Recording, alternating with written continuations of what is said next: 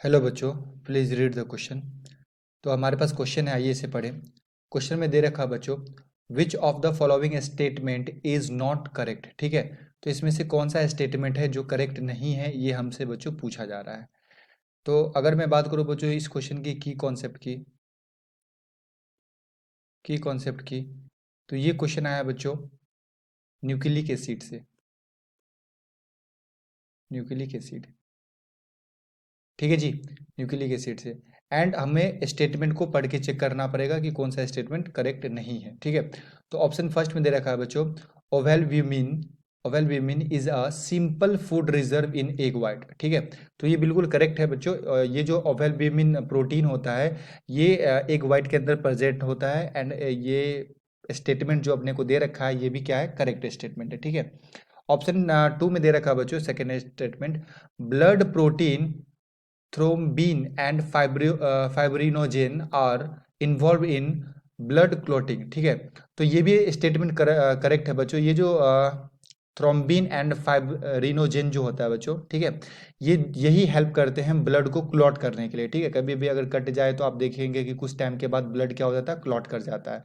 तो ये दोनों प्रोटीन के कारण ही क्या होता है बच्चों, ब्लड आपका क्लॉट कर जाता है। थर्ड स्टेटमेंट में दे रखा है बच्चों, denaturation makes the protein more active. तो ये स्टेटमेंट बच्चों इनकरेक्ट है ना, एक्टिव नहीं डिसएक्टिव हो जाता है ना, डीएक्टिव हो जाता है। ठीक है, क्या हो जाता है बच्चों, डीएक्टिव हो जाता है। तो ये स्टेटमेंट रॉन्ग स्टेटमेंट है थर्ड में। डीनेचुरेशन में मतलब होता क्या बच्चों, डीनेचुरेशन, ठीक है, डीनेचुरेशन ऑफ प्रोटीन, डीनेचुरेशन। तो डीनेचुरेशन का मतलब ये होता है कि जो भी हमारे पास प्रोटीन्स होते हैं ना, उसका फिजिकली एंड बायोलॉजिकली जो उसका सेटअप होता है, उसका जो अरेंजमेंट होता है वो चेंज हो जाता है डीनेचुरेशन के थ्रू। ठीक है, अगर हमारे पास सपोज डैट ये हमारे पास सेकेंडरी प्रोटीन का स्ट्रक्चर है एंड ये हमारा इस तरह का क्या होता है, टर्सरी स्ट्रक्चर होता है प्रोटीन का। ठीक है, इस तरह से।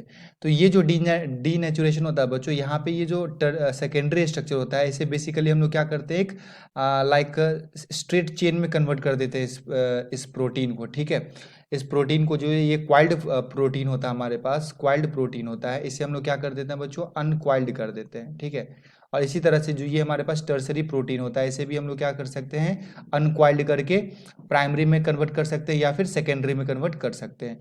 तो यही होता है डीनेचुरेशन। तो डीनेचुरेशन करने से क्या होता है कि जो भी आपका प्रोटीन है ना वो क्या हो जाता है ना, डीएक्टिव हो जाता है। ठीक है, तो यहाँ पे क्या दे रखा है, प्रोटीन इज मोर एक्टिव। तो ये कैसा स्टेटमेंट है बच्चों, रॉन्ग स्टेटमेंट है। तो जो हमारा करेक्ट आंसर होगा वो यहाँ से ऑप्शन नंबर थर्ड हो जाएगा। ठीक है, option number third is the correct answer है ना, हमसे रॉन्ग स्टेटमेंट पूछा गया था। तो यार आई होप ये सॉल्यूशन बच्चों आपको समझ में आया हो, है ना, थोड़ा रिमेम्बरिंग क्वेश्चन भी है एंड स्टेटमेंट वाला क्वेश्चन है।